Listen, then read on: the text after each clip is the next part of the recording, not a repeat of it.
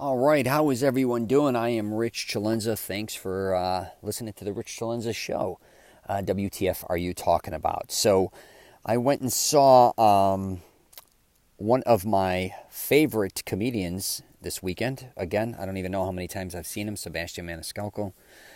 He's actually from Chicago. I'm from Chicago. Actually, we're both from the suburbs, but I actually was usually in the city, I think. He was more the western suburbs. But what I want to get into today regarding comedians, because I was kind of raised with comedians. My father owned a nightclub. My mother always says, "Hey, you talk too much about your father on the podcast." Or you talk a lot about him.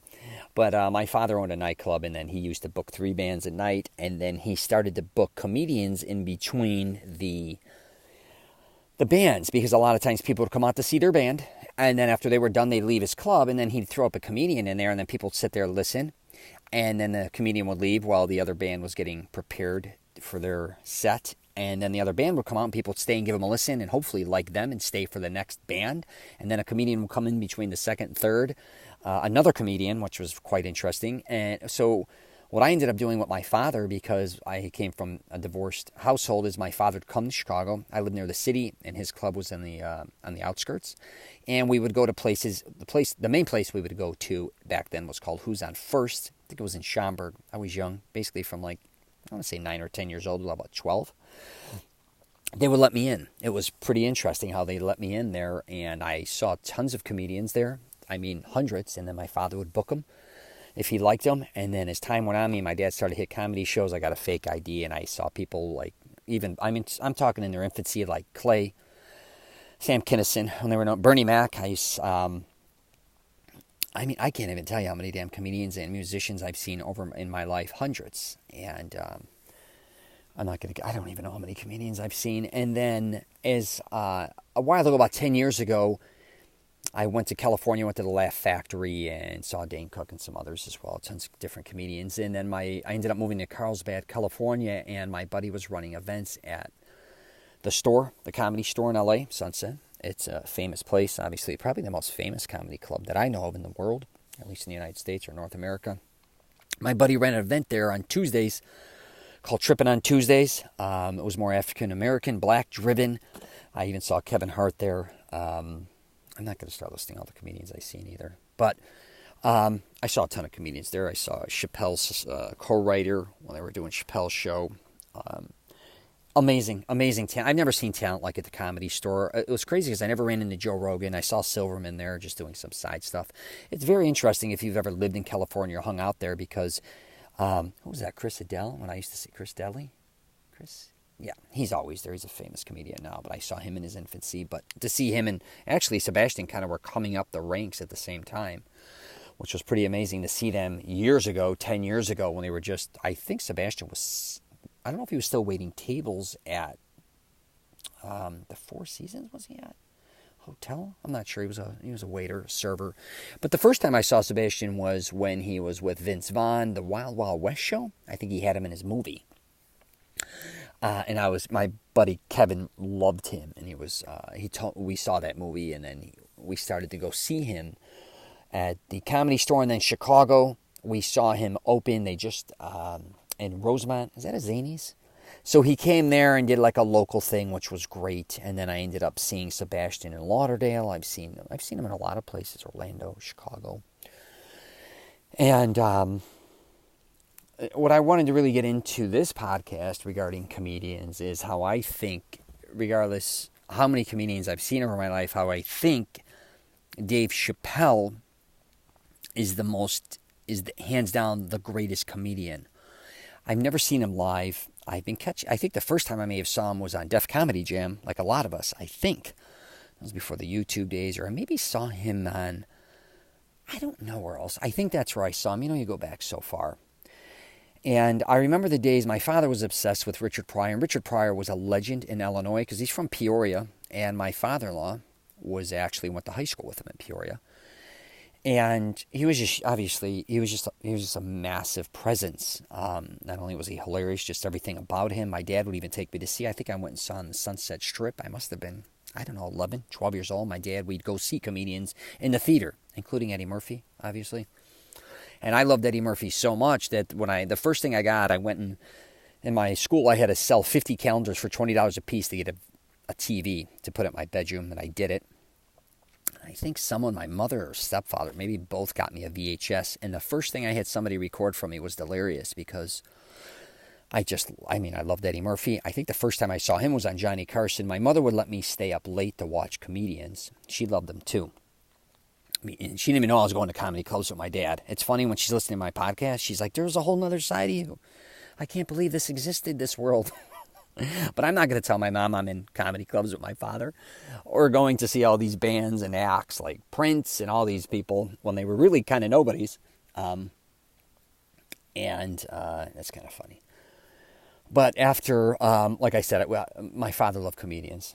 I love comedians. And over the years, I just, a lot of people I think are afraid to say, and I'm not saying that my opinion is 100% right. You have the Carlins, George Carlin, he's a legend. And then you have Lenny Bruce, for instance. My father, the first movie he ever took me, I think at 3 years old, was the Lenny Bruce story, which couldn't be more an appropriate movie to take someone to. He kept saying, I thought you'd fall asleep a lot quicker, which is a funny thing with him.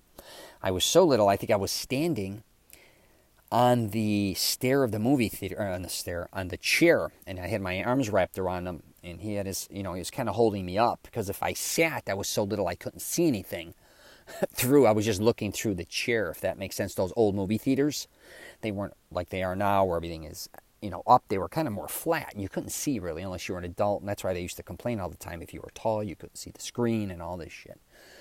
But I remember seeing that movie, the Lenny Bruce. That was the first movie I saw, and then I think my mother got rattled, and then she took me to Peter Pan or something. But then I fell asleep in Peter Pan, and my father's like, look at these movies. He doesn't like cartoons. You got to take him to these type of movies. And then he started taking me to really only R-rated movies, comedies, and action. Like he loved Paul Newman, obviously.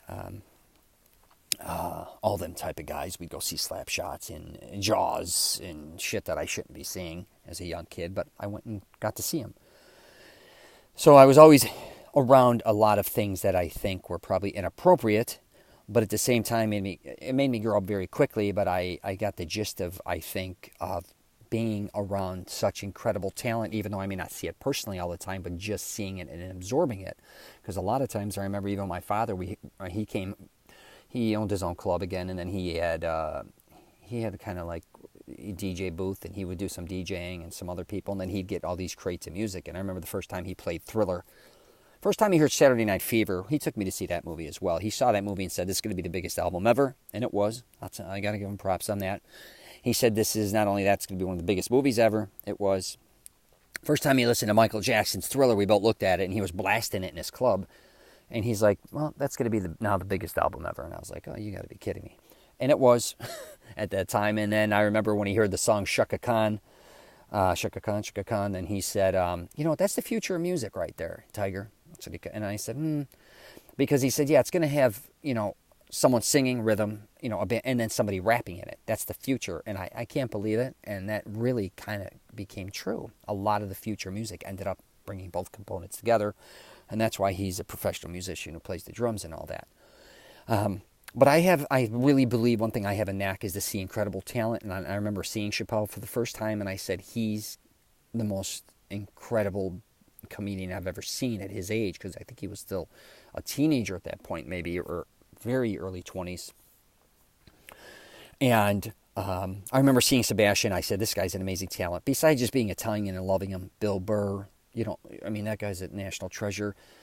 There's so many comedians that are amazing. I'm not going to start getting into that. But as far as Dave Chappelle, I think, and back to Richard Pryor is what I should say, or those type of comedians, I think we're always afraid to say that somebody is better than the greats. And I think that happens in basketball too with Jordan, LeBron, or quarterbacks could be Brady versus Montana. All these different things, like we put certain people on a pedestal and we want to not admit sometimes when someone is better. And I'm not saying who I just described, all those people were better than the other ones. I don't believe that. Who cares? But what I always believe. But my point being is, I think, personally, Dave Chappelle, I don't know if his voice, his timing, no one is like him. And his presence and the things it's not only what he says and how he says it, it's the honest truth about what he says is not only hysterical, but it's like a professor. I don't know how to explain it. He is like a genius, funny professor, I guess, to a certain degree is what I would kind of describe him as. But I tell people all the time, teach your kids not only how to be educated, but learn about the streets. And I think somebody like Chappelle, he is the master of kind of both. I think he's highly intelligent, but he also knows how to relate to people on the streets. And I don't care if you're black, white, Asian, I don't care, Jewish, whatever. And sometimes Chappelle obviously does talk about his, his background being black and all those things. And he makes light of it. It's funny. It's hilarious. But I think a lot of times a lot of people could relate to a lot of things he's saying, regardless of what nationality you are.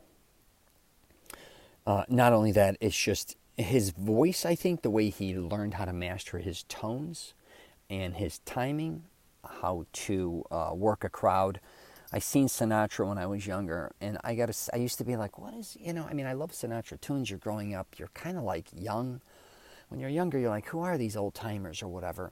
So my dad, we went and saw Frank, and he was older then, obviously, but his stage presence was just so unbelievable. Like, I couldn't believe the way he owned the crowd and the way he worked the band.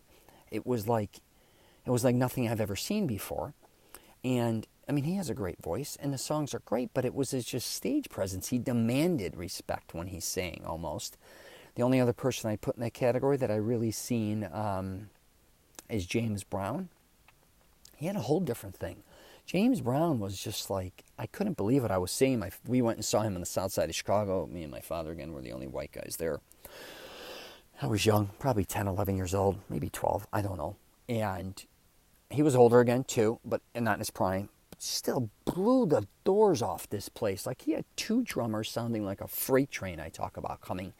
And his dancing, and he's looking at you, and he's sweating, and he's coming out in 3 different outfits. It's no bullshit. Like, they called him the hardest working man in showbiz. There's no bullshit in that. I can't even imagine what he was. I was just blown away.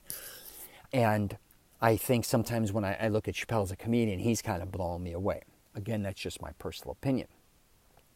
And I think sometimes we just got to accept that there are people now that are great. They're the best maybe of all times. If you really look at what he's done from his television shows, in my opinion. I'm not saying I'm a huge fan of even his television show, but it's great. But his stand-up, and like I said, I've been watching a lot of the greats. I've seen so many bits, and I've seen so many up-and-coming comedians live and YouTube, and our favorite show, even growing up, one of them was Def Comedy Jams and all these things. And he's really... Dave Chappelle is just a master. I don't know what to say. I just think he's the best. So I thought I'd do a podcast on that. And it was kind of funny because when I went and seen Sebastian again, and after seeing him starting off with the Wild Wild West, or what, it's been 20 years probably, and then seeing him live so many times at so many different places, I'm like, he's mastered his craft for the talents that he has with the storytelling. I really think comedy, like most people, for me, it's more, they're storytellers more than anything. And the way they put things together are so sometimes truthful and obnoxious, but then, off base. And I think Sebastian has really, he's mastered his craft to an unbelievable level. There's no question about that. To see where he's come from, and I've seen that happen with Chris Rock too. I think if you've ever watched Chris Rock at the beginning compared to where he ended up, and the same with Kevin Hart. I seen Kevin Hart when he obviously is nowhere. Now he's mega, but I seen him when he was just at the Comedy Store trying different bits, and it's amazing to see them go from where they were, and really just becoming what they've become. And I think with comedians, which is much different, I think, than music. I think a lot of musicians, which is quite interesting, I found over the years after seeing so many bands and so many acts and just knowing musicians, is I sometimes think they only have so much in them to create. Not saying that they're not, how should I say this? They're always creating, I think, a lot of musicians, which is wonderful, but something about them where they, let's put it this way, like a lot of bands come out and once they have a successful record, it's hard to get the sophomore record, unbelievable too, but say they do. Take Aerosmith or take whoever you want to take. they're legends. That's a hard pick. But let's just not use them. But let's use somebody who has a great album, and then they have another pretty decent album. But as time went on, they kind of just, I'm not saying they become irrelevant, but they just can't seem to make the hits. Music is always changing, I believe, too. But regardless, if you're a musician, you kind of, I think, no matter what, you kind of get backed into a corner where if you create something, your next thing, if you create something identical to that, people are always going to bitch and say, hey, that sounds the same. Sounds like their other album. If you go another avenue and create different types of music that doesn't sound necessarily a lot like your previous, they're like, who's this? This doesn't sound like them. So you kind of get boxed into a corner, I think, with music. But great musicians, I think, do learn how to maneuver through the times and kind of are more open and accepting on how to make changes and not sell out to a certain degree. And obviously, if you have bands like U2, which are mega and things like that, they know how to adapt, or something about them still gravitates with new, it's just the music still gravitates. They just have that sound. But with very similar to comedians, I think, with their voices or their opinions, a lot of them also become outdated. I'm not saying they're not funny anymore. They can still be funny, but they are not relatable to especially up and coming, younger generations. Where if you take a lot of comedians that have been in the game, that are still in the game, that are really high level, which, I mean, Sebastian's coming up there, and I'm not saying it, but Louis C.K., I mean, he may have his, whatever's going out, they're masters. I mean, Louis C.K., again, Bill Burr. Unbelievable. And then if you back to somebody like Dave Chappelle, I think he started at 15, 16 years old. To be doing this 30 years later or whatever it is unbelievable. And to still be that relevant, that's an amazing thing. If you see people like Eddie Murphy, obviously, unbelievable at everything he does. I mean, extremely talented. I would say he's one that can come and do that. I would even say Martin Lawrence is pretty amazing for his time that was able to kind of cross over, like obviously Eddie Murphy, really funny stuff, television shows, acting. And if you look at some of these great comedians, they really can fit different platforms. And Chappelle just was in A Star Is Born, just kind of playing it a little bit straight. And, it's just really amazing to see certain talent that is just kind of beyond everyone else. Anyway, so I'm going to wrap it up there. Just want to do something about Chappelle and certain comedians and how talented they really are, or even what kind of musicians that I've seen go through. But all right, thanks for listening to the Rich CELENZA Show. WTF are you talking about? I have a program out called Mastering Self-Confidence, the blueprint to helping men find the woman or women of their dreams. You can find me on Twitter, LinkedIn, and places like that. So if you're traveling, safe travels. If you're just hanging out, I wish you nothing but the best. Take care.